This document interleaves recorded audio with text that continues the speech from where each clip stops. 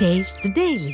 திருவண்ணாமலை மாவட்டம் செங்கத்தில் அரசு நெல் சேமிப்பு கிடங்கு பயன்பாட்டிற்கு கொண்டு வராததால் விவசாயிகள் அவதியடைந்து வருகின்றனர்.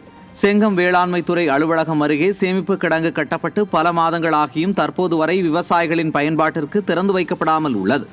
இதனால் அறுவடை செய்யப்பட்ட நெல் மூட்டைகளை சேமித்து வைக்க முடியாமல் விவசாயிகள் தனியார் மண்டிகளில் குறைந்த விலைக்கு விற்பனை செய்து வரும் அவல நிலை ஏற்பட்டுள்ளது. எனவே விவசாயிகளின் கோரிக்கைக்கு ஆளும் விடியா திமுக அரசு செவிசாய்க்குமா என கேள்வி எழுந்துள்ளது.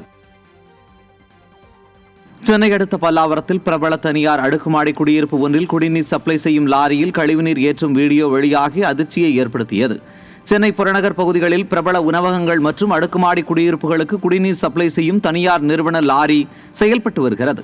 அந்த லாரியானது கழிவுநீரை ஏற்றி சென்று வேளச்சேரி அருகே சாலையோரம் நிறுத்தி மழைநீர் வடிகால்வாயில் கழிவுநீரை வெளியேற்றியது அம்பலமாகியுள்ளது. பணத்திற்காக மக்களின் ஆரோக்கியத்தோடு விளையாடும் இதுபோன்ற லாரி உரிமையாளர்கள் மீது கடும் நடவடிக்கை எடுத்தால் மட்டுமே இனி இதுபோன்ற நிகழ்வுகளை தடுக்க முடியும் என நிர்வாக திறனற்ற அரசுக்கு மக்கள் கோரிக்கை விடுத்துள்ளனர்.